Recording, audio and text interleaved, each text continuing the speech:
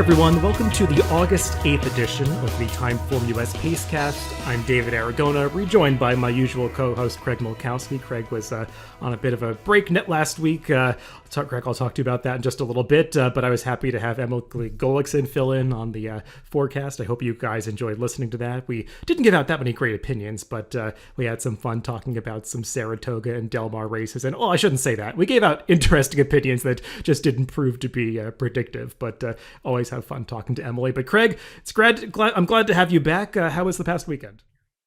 It was great. I was away for a wedding for a godchild. Got to see some friends I hadn't seen in over 20 years. Saw some beautiful parts of the country that I had never visited before in Colorado. So just a good, refreshing time. And yeah, I'm glad to be back, but always fun to take some time away. Well, we're going to recap racing from the past week, focusing primarily on Saratoga, where they had Whitney Day on Saturday, and also plenty of other stakes racing from this past week at Saratoga. We'll also talk about some other stakes events later in the podcast at other venues, Ellis Park, Del Mar, and we'll finish things up at Mountaineer, where they ran the West Virginia Derby on Sunday evening. But the focus is on Saratoga, Craig, and unfortunately, we have to start off the podcast by talking about one of the most difficult races to take in on Saturday, the Whitney card. And, I'm looking at the rundown right now in front of me, and I see, the name of a race and a winner and a speed figure, but kind of feels like when you're discussing the test, that doesn't really matter.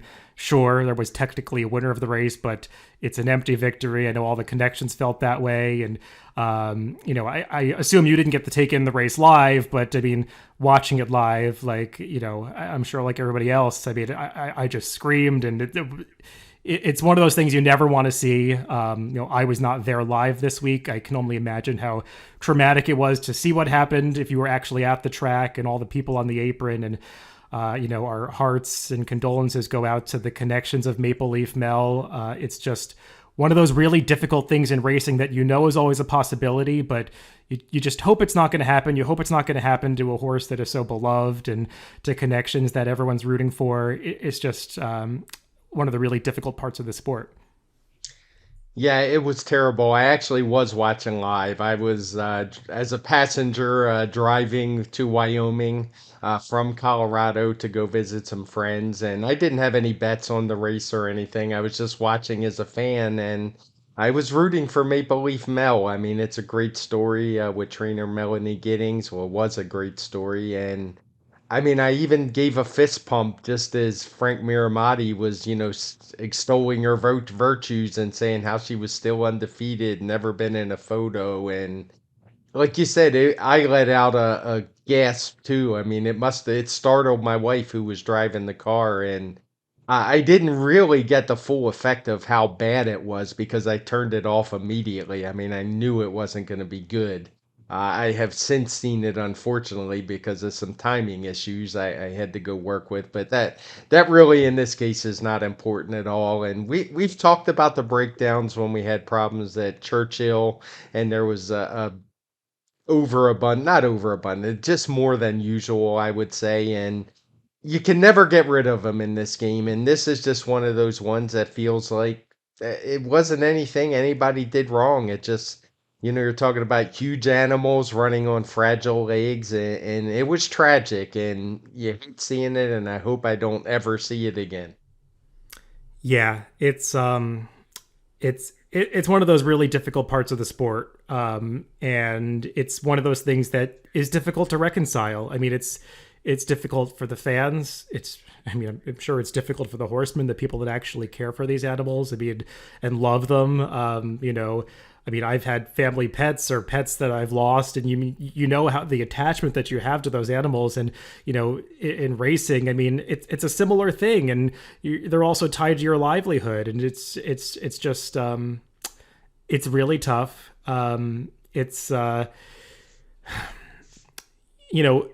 This year we've had a few of these situations, and I know the statistics will reflect that breakdowns across the country are down. year over year, the past couple of decades or so, the industry has put in safeguards to reduce situations like this. But it just feels like, through misfortune and bad luck, we've just had a few of these really high profile injuries and, catastrophes on big days, Derby Day, Preakness Day, now Whitney Day, obviously on Belmont Stakes weekend. That's a little random that they've converged on these really high profile days when a lot of eyes are watching. And I think in those situations, it does hit a little differently. You never want to see it. On a random Thursday at Aqueduct, you don't want to see it. And it hurts. But, when you're introducing new people to the sport, when you know that a lot of people that maybe don't really understand are watching, and you see some of that commentary like, why did they have to euthanize the horse? And it's not something that I think the general public totally understands, that the humane thing to do in that situation is to euthanize the horse, because a lot of people don't understand that you can't just amputate a horse's leg and have them live a comfortable life. All of that stuff is difficult. And, as somebody who works in the industry, it brings up a lot of emotions. You feel like guilt. You feel a little shame. My boyfriend didn't see the race live, and he's somebody who's been watching a lot of racing with me over the past few years. He was actually at the Hambletonian on Saturday, but that's another story. I was thinking back, I've taken him to the races a bunch of times, and I remember a situation at Saratoga a couple of years ago where there was a fatal injury in a random race, and I was thinking to myself, it was on the backstretch, and he didn't see it, and do I even want to tell him about it? You almost feel like you have to shield the ugly part of the sport from, people in your life. And, I saw so many, messages from people on Twitter or tweets like, I was watching with my husband, or I was watching with my significant other or my children, and they never want to watch another race. And that's tough to see, and it's tough to take in, and it's tough to know that you work in this industry and have to deal with that. And again, that's not even getting into the sorrow and the difficult times that the people that are actually connected to the horses are going through. So it's just a lot, Craig. And I'm just kind of spewing out this soup of words right now, but you have a lot of feelings coming off a week like that, and I think the best thing you can do is to just talk about them and get them out there, because the worst thing that you can do in a situation like this, when you're feeling this confluence of negative emotions, is to just kind of keep it inside and go about business as usual. And, we do have to get to the rest of this podcast and talk about other races and get back to business as usual. But, I want to spend some time on this because it's something that I know a lot of people in this industry are struggling with right now. Yeah, it's tough. There's no doubt about it. I didn't watch any more races the rest of the day. I've since went back and watched them, but even though there were some big ones, I just kind of lost any enthusiasm at all. The only thing I'll say, obviously, you never want this to happen, and it's tragic, and I feel terrible for the connections, and I'm with you. It can be tough to follow this sport and be a fan of this sport when this thing happens. The one thing I like to keep in mind is all of these beautiful animals wouldn't exist if it wasn't for horse racing.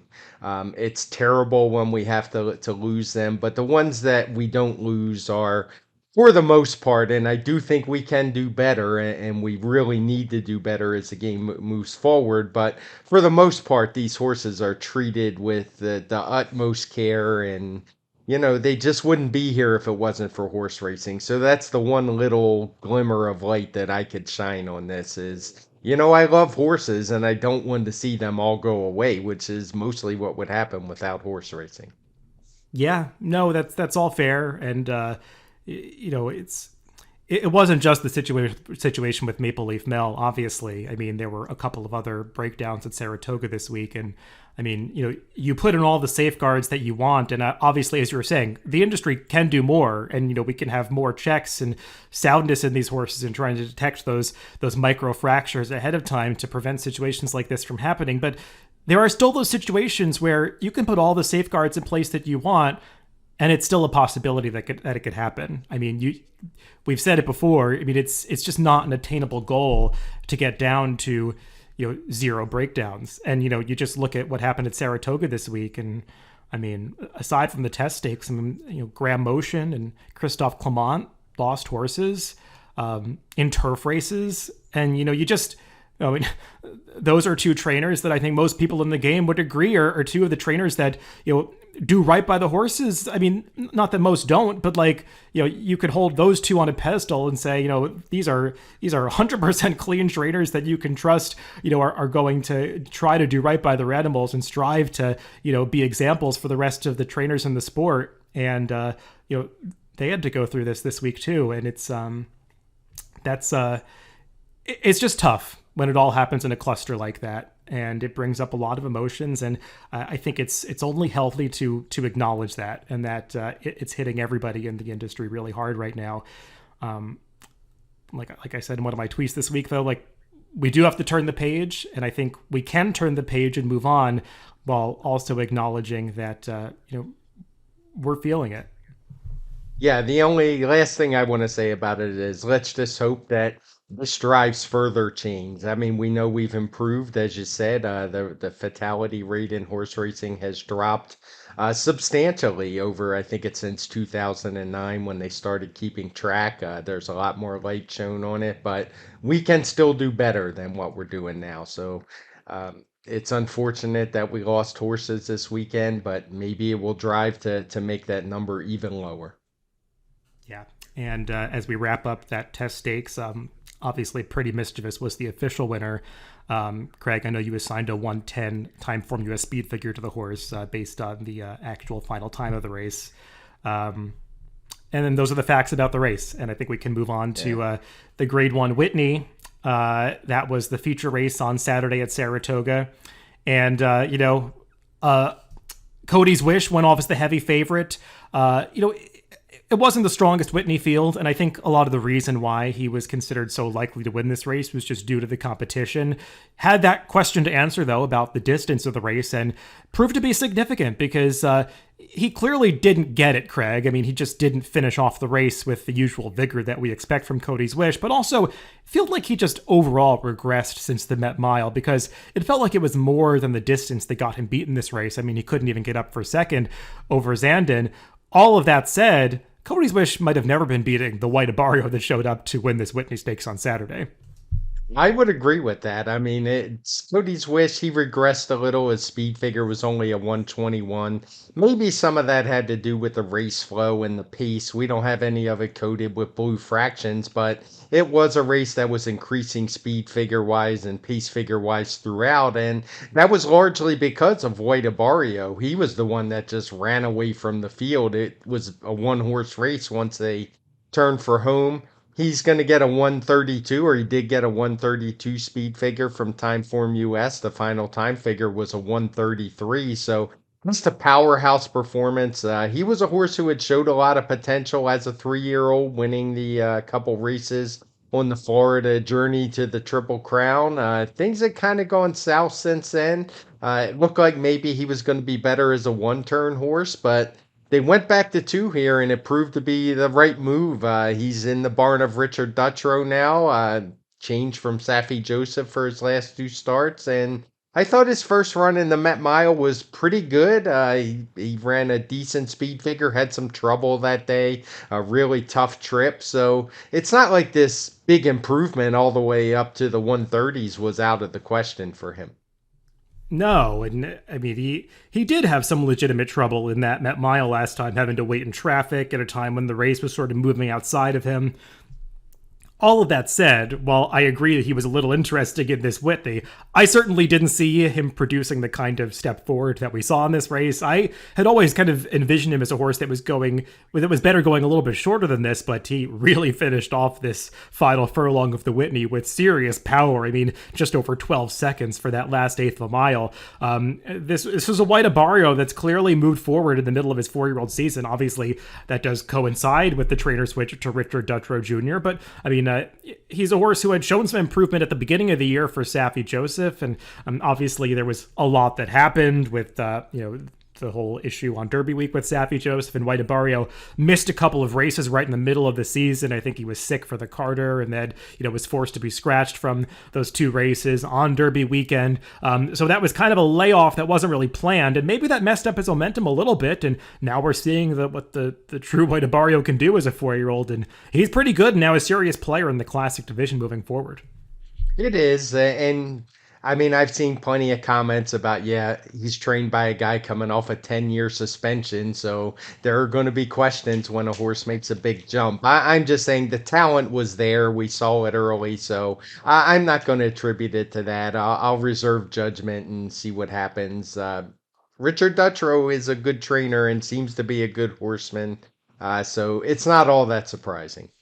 No, and I mean, if you're really following the NYRA circuit closely, you know that Richard Dutrow has not been setting the world on fire. I mean, since coming back, I mean, he had a win off the claim, and some of the horses have run well, but I think this was just his 3rd victory in nearly 30 starters. And, he's having about the level of success that you might have expected. This was a huge step forward, but clearly there were some circumstances that contributed. And behind him, Craig, it just wasn't the strongest Whitney field that we're ever going to see. It was one of the weaker ones, to be frank. Just a big performance by the winner of this race. Let's talk about some of the other stakes action from that Saturday card at Saratoga. The Grade 1 Saratoga Derby, run right before the Whitney, was won in game fashion by the undefeated Program Trading, who is now 3 for 3 in his career. Lost the lead in mid-stretch as Web Slinger swept to the front, but Web Slinger can be his own worst enemy at times, and did get to lugging in under a right-handed whip in the middle of the stretch. I'm not convinced that he wouldn't have been disqualified even if he had gotten the bob over Program Trading, given that incident in the middle of the stretch. But also Web Slinger just kind of wide on the turns, and Program Trading able to save more ground and got a good ride from Flavien Prat to go forward in a race that lacked some pace, and he was able to battle back at the end and win. Yeah, it's just yet another 3-year-old to add to the list of really good turf horses. Program Trading improved his speed figure another 7 points, all the way up to a 122. And though he was clear on the lead early, he was challenged by a couple horses late, and the pace was pretty quick. We have the early speed figures at 140, so it's a good aggressive ride by Flavien Prat from the inside. And this really good effort. I'm with you on Web Slinger. Some people might argue that he was the best. Maybe he has the most talent, but until he settles these issues that he seems to keep cropping up in his races, it's probably going to be a negative and cost them some wins, as we've seen. And this isn't the first time it's happened.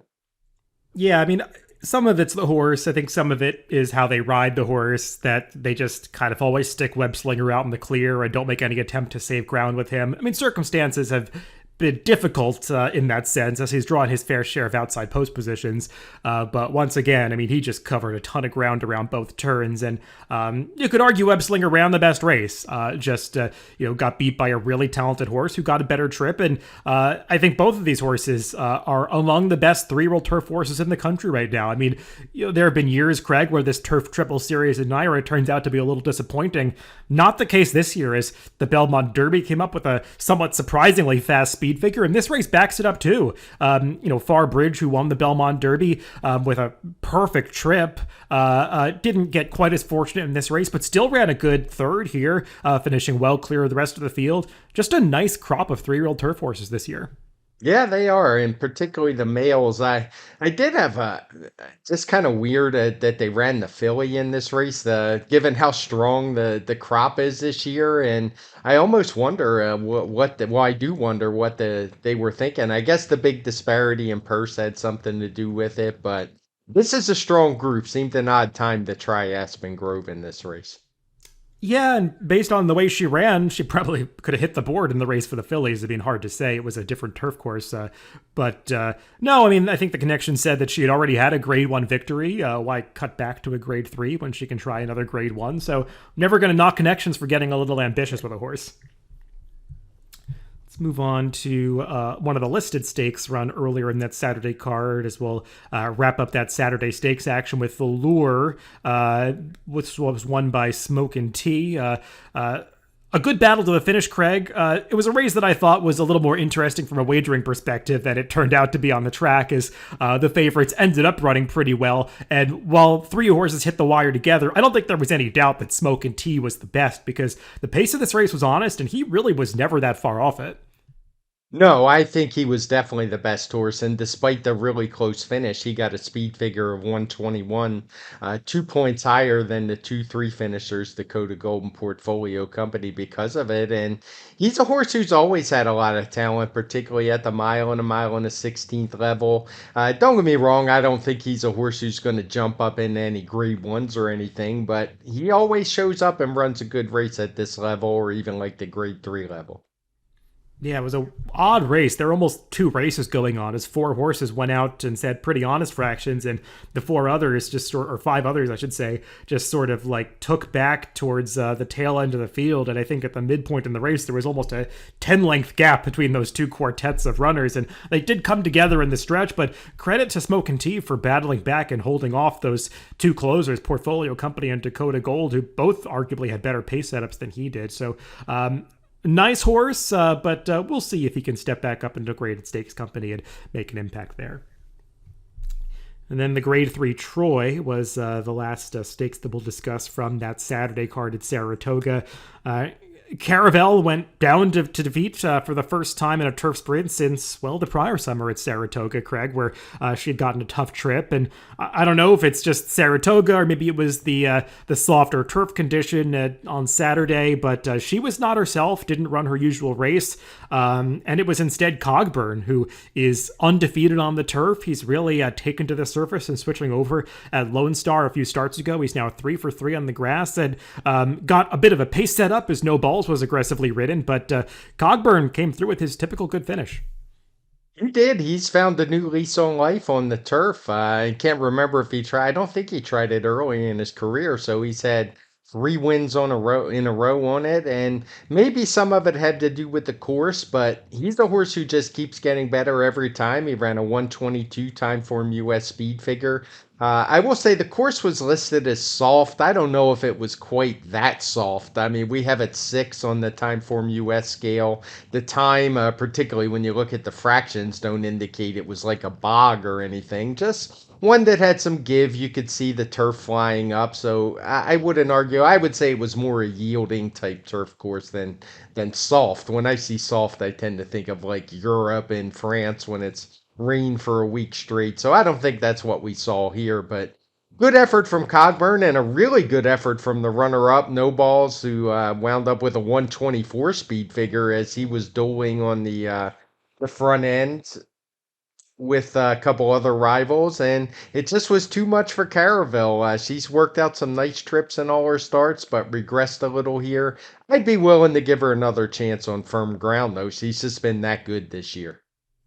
Yeah, actually, this was the only race on Saturday where they used the soft designation. It was changed to yielding after this for the rest of the day. And the other turf races that they ran, I guess they, saw the time of this race and realized it wasn't quite a soft course. I don't know if they can retroactively change that stuff, but just something to note about those turf conditions on Saturday. Let's talk about some of the other stakes action from Saratoga this week, and I'll go a little out of order on the rundown here, Craig. Let's just go all the way back to Wednesday and do it in chronological order. The De La Rose was the Wednesday feature. This was won by Technical Analysis, and I'm sorry, I should pronounce it the De La Rose, or else Andy Serling's going to get on my back about that. Technical Analysis, just a horse who was rated off of a rival that she faced again here, Evie Jets, in her prior start.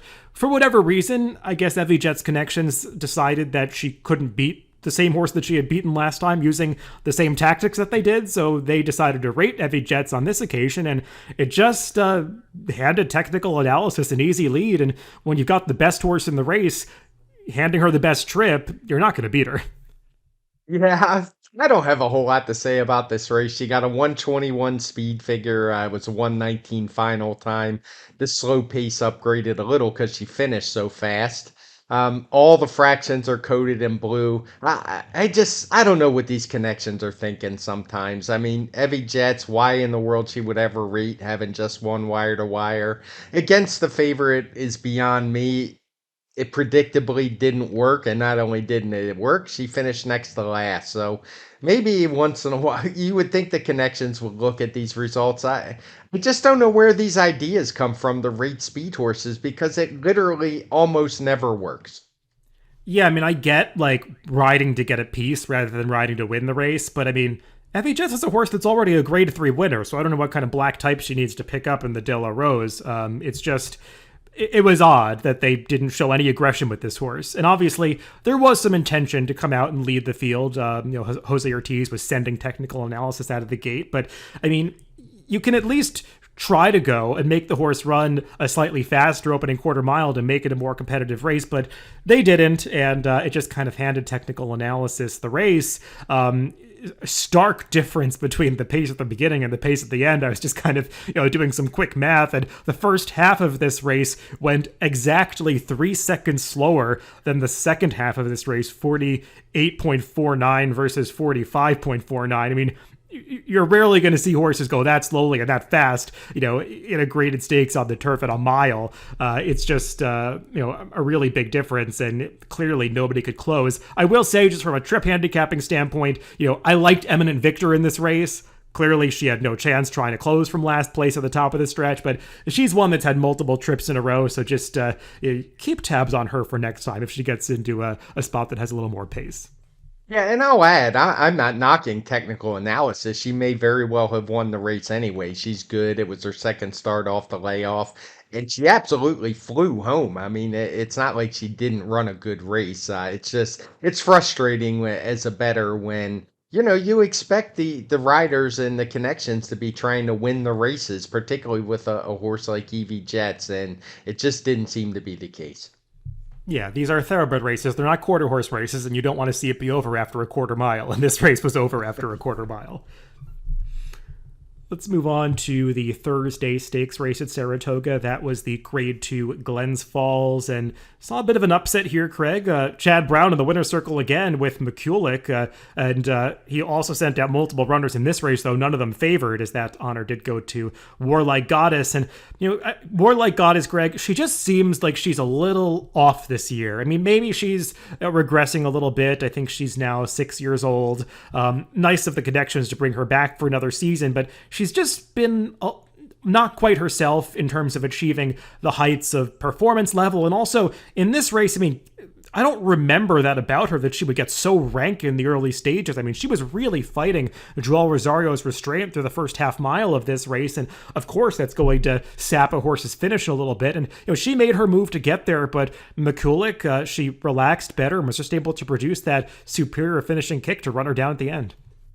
I really liked what I saw from McCulloch. She hadn't been in the best form since she had come back this year, just kind of gradually getting there. And she really liked the distance here, got a 126 TimeformUS speed figure. I don't believe she had run this far in the past. She was a filly who showed some promise, winning a couple of those New York Turf Triple Series last year. And it's good to see her get back. As for Warlike Goddess, yeah, I agree with you. Maybe she's regressed a little bit. It's hard to say.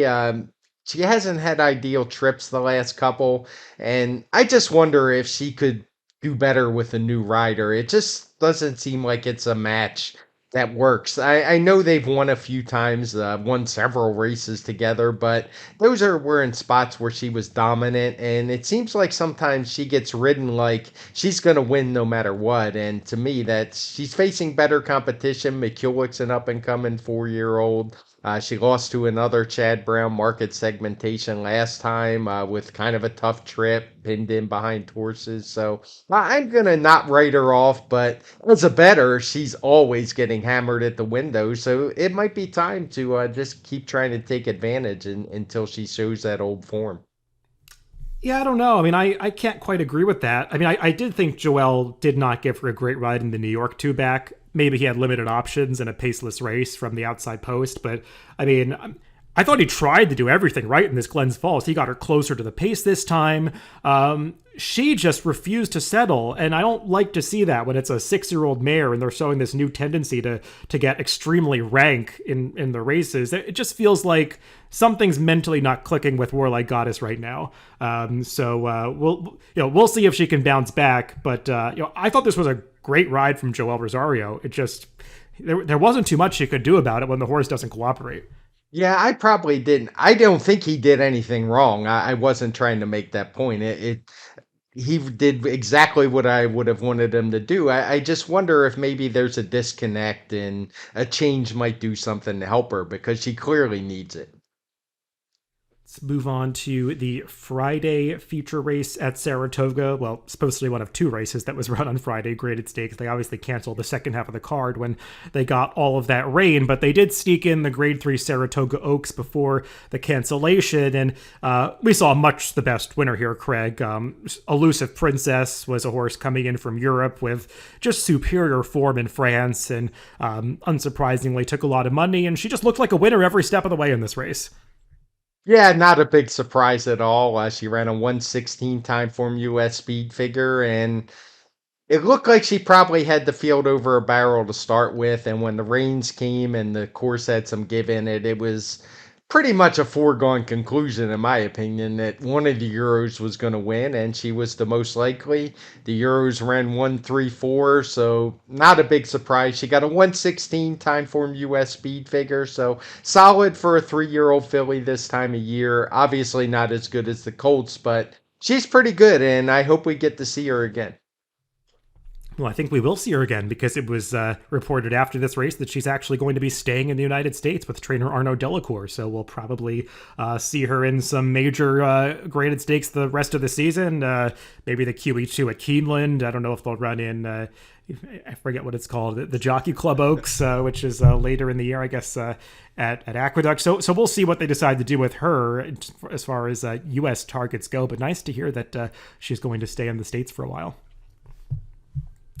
And yeah, as for the rest of the horses in this race, Craig, we had kind of talked about it, that the Belmont Oaks looked like it was a relatively weak race. We had just a few runbacks from it in here. Papilio was probably the one that ran the best race that day, and unsurprisingly, she finished ahead of some of the rivals that she faced in the Belmont Oaks this time, but just no match for that Euro that came in with superior form. And American Sonia, the other European shipper in this race, did finish second at a decent price, but no match for Elusive Princess.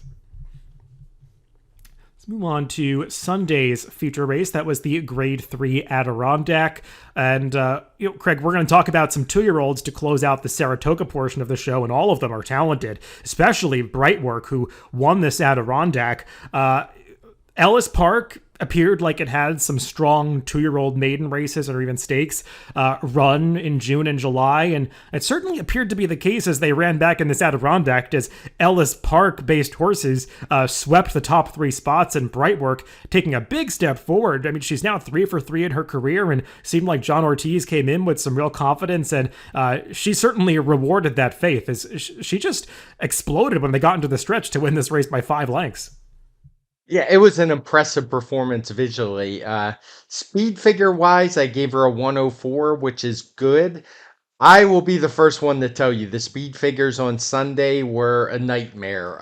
All of the one-turn races at Saratoga were for 2-year-olds, most of who had not run. There were 2 maiden special weights early on the card, and there was this Adirondack where most of the horses had only run once, twice for the winner. So it was tough. And then we had 3 one-turn Wilson shoot or 1.5 turn Wilson shoot races, which sometimes do and sometimes don't line up with the sprints. And in this day, I decided that they didn't, because otherwise all of the 2-year-olds would have looked like champions, in my opinion. And then we had a 10 furlong off the turf race. So it was not an easy day to make speed figures. So it's one I'm going to be monitoring going forward. Maybe she's faster than that 104. I don't think she's slower. I was pretty conservative with the numbers because of the conditions. I just didn't want to give overly fast numbers when there's a lot of just unknowns in these races. Yeah, I get that. I mean, when you've got all these off the turf races, it's hard, and it felt like a lot of them came up surprisingly slow, but they are turf horses running on the dirt, so I totally understand that difficult day for figure making. But I mean, there were some horses in this Adirondack who had already run fast, and now they mostly ran back to those figures here, so it seems fairly reliable.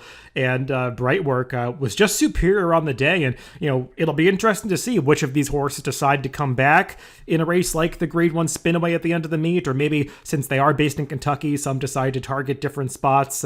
Anybody who does run in the Spinaway, though, Craig, could have a tall order beating another 2-year-old that ran on Sunday's card, and that was Ways and Means, who debuted in the second race of the day, and obviously not beating a field as strong as the one that we saw in the Adirondack, but arguably, and I think a lot of people would agree, she looked even more impressive winning this race just under basically no encouragement to the wire. Yeah, I mean, when you win by over a dozen lengths and without being asked, and she even had a little trouble at the start to make it tough, which might explain why she was a little further back in the field, basically mid-pack early on, and she just cruised by everybody. She got a 98 time form US speed figure. I'm not sure how much relevance that number has when you watch the replay. I think she's probably much more talented than that, and it would be interesting to see if she shows up in the race and meets Brightwork in the spinaway because definitely two very talented ones that we saw on Sunday. Yeah, like you said, her TimeformUS speed figure 6 points lower than Brightwork. In terms of the final time number, they got the exact same number, a 104 for each of them in TimeformUS. So obviously, Ways and Means getting a little bit of a pace downgrade because the pace of this race did really slow down around the far turn. I don't know if it's fair that she gets a downgrade for that because she was actually sitting in behind horses at that stage of the race. But when Flavien Prat finally extricated her from that traffic and got her to the outside, without even asking her, she just ran right by those horses. And I mean, coming into the stretch, for her to continue to accelerate while really just, Flavian sitting like a passenger in the stirrups. I mean, she ran her final quarter mile in 23.99 seconds. I mean, this is a serious racehorse. And I was reading, I think it was, I forget it was Dave Gretting or Mike Welsh's article after this race about what might be next for Ways and Means. Chad Brown said that his instructions to Flavien Prat on this day were, do not let her run, because there's a lot more in the tank than she's going to show on this day. And he was kind of already thinking before she even ran, this is a horse I want to run back in the spinaway, so don't ask her this day. So that's kind of scary to even think about with a horse like this, but clearly there's a lot of potential with Ways and Means. Yeah, and it certainly matched what we saw. A lot of times trainer speak is it's just that. It doesn't mean a whole bunch, but it certainly fit what we saw on the track. And then one more 2-year-old race that we'll mention from this past week at Saratoga. Early in the day on Saturday, they ran a maiden special weight, also going 6 furlongs. And this one was won by an experienced runner, the Dwayne Lucas trained Just Steel, who snuck in off the also eligible list. And something that we've grown accustomed to seeing with Dwayne Lucas, Craig, is these horses aren't always cranked up for their debuts. Often we don't show anything close to what they can do in their debuts, but took a big step forward in his second start when he was finishing just behind that highly regarded Pirate, and then another step forward in the third start, and he was able to get this victory over a couple of Todd Pletcher runners that seemed like they could be okay. Yeah, he stepped all the way up to a 106 speed figure, so some big jumps in those second to third races. And as you say, it's an angle that's been going on as long as I've been following horse racing since the early 80s when he just doesn't crank his horses up first time. He kind of lets them learn in that first win. Probably was trying to win the second time out, ran into a very good horse, and did so again here, but was able to get the win over BU, a horse who ran very well, took a lot of money at the windows first time for Todd Pletcher, and that one ran a 105 time form US speed figure. So a couple of really nice horses, even the third place finisher who was a good 3 lengths back cracked the triple digits. So this seems like a maiden race that could be productive going forward. Yeah, I mean, BU ran to the hype. He was the Pletcher runner that took a lot of money in this race and just barely lost at the end after putting in a game effort.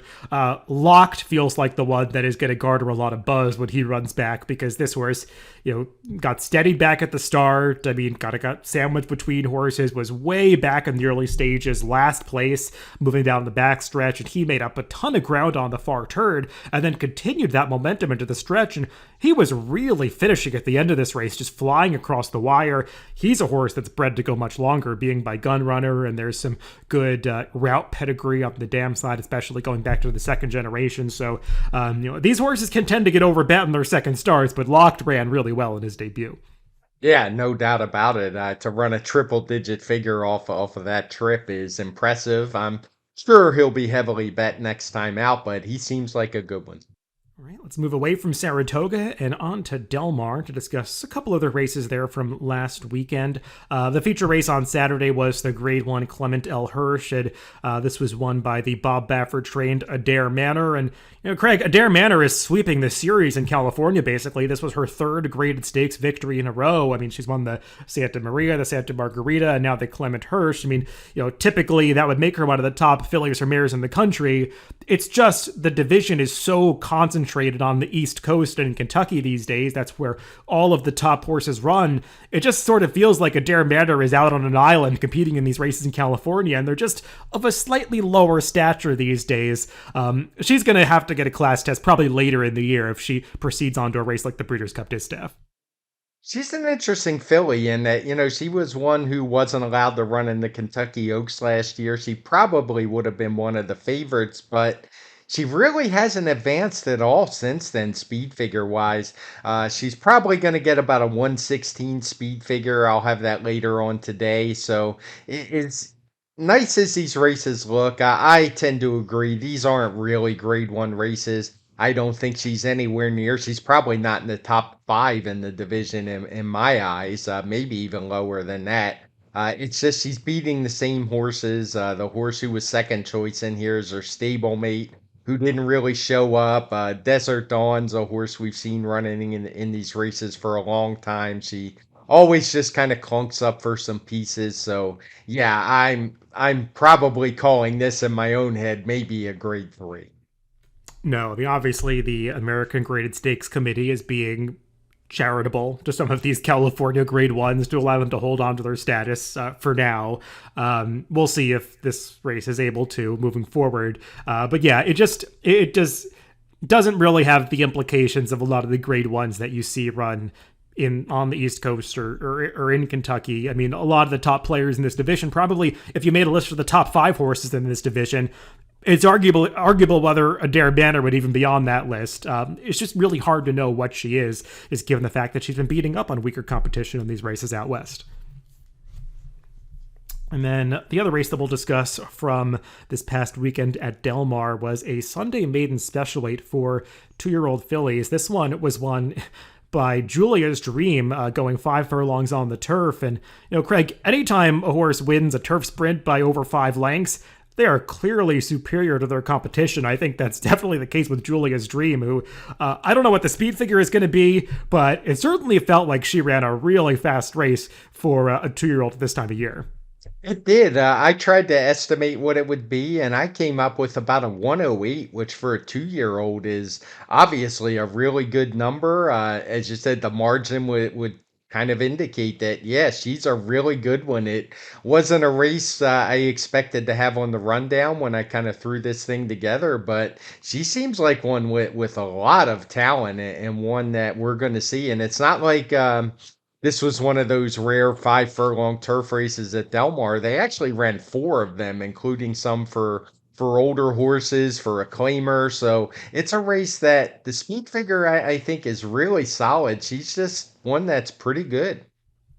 Yeah, I mean, she not only finished off this race with a lot of energy, but she just blasted out of the gate when they opened the stalls. I mean, she quickly established a 1-length lead in the matter of about 3 strides, and just continued to hold that advantage and then extended at the end of the race. really talented horse for trainer Michael McCarthy. And also, she's by Flameaway, who I wasn't really tabbing as a horse that I expected to have a big season as a sire in his freshman crop. But we've seen a few of these Flameaways that can run a little bit, and a lot of them are handling the turf really well. He is a son of Scat Daddy, so it feels like one of those up-and-coming sires that maybe wasn't on a lot of people's radar that's getting some runners. Let's move on to Ellis Park, where they ran their Kentucky Downs preview weekend this past weekend, a series of turf stakes races that I guess serves as an early look at how some of those lucrative races at Kentucky Downs might shape up. The Grade 3 Pucker Up was the feature race on... keep getting these confused, Craig. I believe this one was on Saturday. I'm forgetting, but the Pucker Up was won by Safine, a horse that's just really shown up in every start. She's been steadily improving. I wouldn't regard her as one of the better 3-year-old fillies in this division, but she's just really reliable, and she put in another solid effort here that was good enough to beat the field that lined up against her. Yeah, this race was on Sunday, and she's a filly who keeps improving her speed figure. I think she's actually done it or matched her prior one in every single race. She did so again here, up to a 113 TimeformUS speed figure. So, yeah, she's one trending in the right direction for sure. Now, as we know, how much this form will transfer to Kentucky Downs, that's a whole different question. And those races seem to be run completely different than anything we see on normal, regular American racetrack. So I'm not going to hold these results too close to the heart when I'm betting those races, but she does seem the one that has some talent and is improving. Yes, she is definitely a horse that has been improving in recent starts. The pace of this race felt like it mostly held together. They didn't go that quickly up front, and Safine was always in range. Bling, who was setting the pace, was able to battle back for second. Those two really opened up on the field in mid-stretch. I do want to give credit to the third-place finisher, Freitas the Red, who sort of ran against the flow a little bit to close from as far back as she was, and she was really motoring across the finish line. She's a horse that I liked quite a bit in the Belmont Oaks, and I feel like you maybe didn't get the best ride that day, and she again ran well here. A horse that just for the future I think is eventually going to be best in some of those marathon races, but typically you get those opportunities as an older horse. But she strikes me as one that I'd be interested to see maybe go a little longer at Kentucky Downs, because I think she's better than some of her recent results might indicate. Yeah, I would agree with that. She certainly seems like one that the more distance, the better. The Turf Sprint preview was the Turf Sprint Stakes that was run on Saturday at Sunday. Ellis Park. Sunday. Okay, I keep getting these wrong. Yes, this was 2 races before the Pucker Up, and this one at 5.5 furlongs was won by one timer. And boy, Craig, Larry Ravelli has 2 pretty good turf sprinters right now, both 4-year-olds, as No Balls almost won that Troy Stakes on Saturday at Saratoga. And, obviously one-timer victorious here. I'm not really sure which one's better. Obviously, No Balls is being, targeted at the tougher races right now, but this was a game victory by one-timer. Yeah, he's a 4-year-old, so he has every right to improve, and he's a horse that actually won a big race at Kentucky Downs last year, one of those ones with a huge purse, a Grade 2, with a 122 speed figure, and he's trending in that direction again. He came out of a tough race at Woodbine where he was dueling and really fast fractions, got a good speed figure that day, and he got a 118 here, and he's one with some promise. And the sprint division with the loss of Caravelle, maybe it's opening up a little bit on the turf, and he's certainly shown some talent, and he's also a horse that has shown he doesn't have to have the lead. Yeah, he's a horse that has a lot of early speed, but he can battle back at the end of his races like he did here. So really nice effort from that runner one-timer. There were other stakes that they ran on Sunday. We're not going to go through all of the stakes they ran at Ellis. Some of them did result in upsets, some paces that came apart. On Saturday at Ellis Park, we saw a nice performance in the Dueling Grounds Derby preview by Wadsworth. This one, got pretty close at the end, Craig. I mean, Wadsworth was the 4-5 favorite here. He ranged up around the far turn like he was going to win this race easily, but was covering a lot of ground to do so, and I think that caught up with him at the very end of this race as this got really tight on the wire, but he came out on the better end of a bob. He did, and he's a horse. I think we've talked about him in the past, but he's definitely shown some talent on the turf. Started out on his career on dirt, didn't go well at all, moved to synthetic and looked like a different horse. And he's been able to transfer that form over to the turf, and he's doing it running good speed figures. He got a 119, I think it was, for this day. So good effort from him. He did have a bit of a pace set up, but as you said, he lost a lot of ground, so it kind of counteracts that. This was a race, though, that did completely fall apart. The top three were 9, 10, and 8 earlier in an 11 horse field. So definitely a meltdown in a race we have all the fractions coded in red. Yeah, watching these races, I mean, the thing that I noticed was that the fields were spread across the course as they came into the stretch. It seemed like a lot of jockeys were angling wide and just covering a lot of different paths through the stretch of this race, and that was certainly the case in this Derby preview as Wadsworth was way on the outside. Highway Robber tried to save a little more ground, encountered some traffic, but was really finishing at the end once he peeled out to get into the clear. And Highway Robber, the runner-up in this race, is a nice horse who has really improved since the switch to turf for Brian Lynch. This was just the second turf start of his career, and this son of hard spot has definitely found a home on the grass. One more race to mention from Ellis Park that was going all the way back to Monday of last week, so just over a week ago at this point. A maiden special weight for the 2-year-old fillies won by what is this horse's name, Greg? I don't know. This horse's name, Condon Candy. Condon Candy. I didn't know if that was a. I'm hoping that wasn't a typo in the rundown. Yes, this horse was really impressive. It's one of those races where I don't really know what she was beating because there were a lot of firsters in this race. But she finished well clear for competition, going out first time out for Brendan Walsh.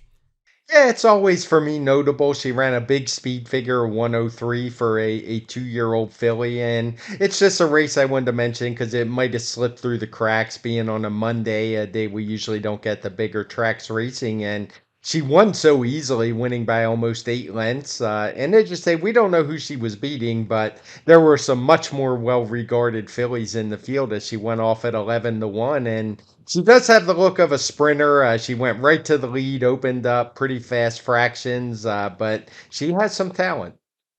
Yeah, she definitely does have some talent, and we'll see how strong this race turns out to be with runbacks and all of that, but she was clearly much the best on the day. Let's close out the show by discussing West Virginia Derby night at Mountaineer. This was, it really just happened. It was on Sunday night. And, Craig, the West Virginia Derby, it's sort of become a little bit more of a footnote in the 3-year-old picture these days. It used to attract some of the best horses in the division. These days, it's just another one of those regional derbies that, attracts some of the also-rans from the Derby Trail and Triple Crown races. This year's race, though, it did get some familiar names, including Red Route 1, who was a competitor in both the Preakness and the Belmont Stakes. Didn't necessarily have success in those races, but he had shown talent going back to the early part of the season, and the kind of horse that's always going to be dangerous if he gets even a little bit of pace to close into, and that was the case here. And you could see when he started moving at about the half-mile pole, you knew he was going to keep on coming, and he just wore them down in the stretch. Yeah, this race, you could see it was over, even though he was still about mid-pack when they were coming off the turn. It looked like he was just moving twice as fast as everybody else. Somehow, amazingly to me, he went off 7-2 in this field, given his credentials. I didn't quite get that. I could see maybe being even with Ray's Kane, but this was a race that was, as you said, it's a grade 3. It's one of those other derbies, but good performance from Red Route 1. I didn't want to leave him out because he's a horse who has some name recognition. And I also, just really quickly, I wanted to mention, we talked about doing the best things we can for horses. There were 2 $4,000 claimers entered in this race. We got to do better in this sport than that. There's no reason. I understand they were probably just looking for an easy check to connections to make $1,000 or whatever it was over the entry fee. But these are the kind of things that it could have went really wrong. Luckily, nothing did. Well, yeah. I mean, no reason for horses like that to be in this race. And, I guess racing offices want bigger fields. This is not the way. when bettors say that they want, 10 horse fields instead of 6 horse fields, we don't want 6 horses with a chance and then 400 to 1 shots. That's That's not the field size we're looking for. So yeah, horses like that don't need to be in these races, and frankly, the entries really probably shouldn't even be accepted. But that's another issue. As for the winner, Red Route One, I agree. I don't know how he was nearly 4-1 in this race. I know I'm saying that as a bit of a red board, but I mean, he's a horse. I know the Belmont Stakes didn't go well. Unfortunately for me, I liked him in that race, but all of his other form was really solid, and he just delivered here. Put in one of his usual good efforts. 1 in 4 million ran fine. He's a horse that's really turned out to be pretty good, versatile. Game effort from him to finish third after cutting out the fractions here. Not that they were going so fast on the front end, but yeah. Braze Cane, Lord Miles, a little disappointing, but Red Route 1, best on the day. And then one more race to mention on this podcast. That was another graded stakes from West Virginia Derby night. The West Virginia Governor's Cup. This was a grade 3 event going 1 mile and a 16th, so just a tad shorter than the Derby. And this one dominated by a pair of 8-1 shots. And it was actually Duke of Love who was shipping down from Canada for this race, and a horse that was making just the second dirt start of his career. He had won the Prince of Wales as a 3-year-old. That was his only prior experience on the dirt. And even though he's been on synth for most of his life, Craig, maybe dirt's the right surface for Duke of Love. Yeah, that's the reason I actually wanted to mention this race. He's been really impressive in his 2 dirt races. He ran a 120 in that Fort Erie race, which, if people don't know, that's the third leg or second leg of the Canadian Triple Crown. And, he finally got back to dirt here. And I don't know, maybe they'd be advised to find a place where this horse can stay on dirt because he's pretty darn good on it. He's going to get about a 122 TimeformUS speed figure for his effort, and he's one with some talent that maybe it's being wasted in Canada on the synthetic. Yeah, this was a big step forward from some of his prior form. Not that he had run some huge race in the Prince of Wales last year, but now he's a 4-year-old as opposed to a 3-year-old, and definitely I was able to step forward third off the layoff for trainer Josie Carroll. Game effort by Surly Furious in second, Craig. I mean, he's just a likable horse that tries a variety of different things and doesn't always show up with his best effort, but when he's good, he's right there at the end. Never going to be one of the top horses in this division, but he's sort of a compact, more pint-sized son of upstart, and he can try pretty hard, and he got there in mid-stretch of this race, but was just turned away by the more imposing Duke of Love. And unlike Duke of Love, he's actually pretty good on synthetic as well. Yeah, he's a versatile horse. Well, that's all the racing to recap from this past weekend. Looking ahead, Craig, you'll be back with me for the forecast this week, and I think we'll have to decide what we're going to do. I know, obviously, Saratoga's got the 4-star Dave weekend, but I know at Colonial, they're also running the Arlington Million races, so we'll take a look at how both of those cards come up, and we'll probably come up with a sequence to discuss on the forecast for later in the week. Yeah, sounds good. Obviously, the cards aren't drawn yet. We'll see how they look after they come out and see what direction we're going to go. But whatever way we go, we'll definitely have some quality racing to talk about on Friday. Well, everybody, thanks for listening to this podcast. And you can always catch these TimeformUS podcasts on DRF.com, Apple Podcasts, Spotify, and YouTube, or wherever you get your podcast. Just make sure to subscribe to the Daily Racing Form channel. Again, thanks for tuning in, and make sure to catch that TimeformUS forecast coming up later in the week.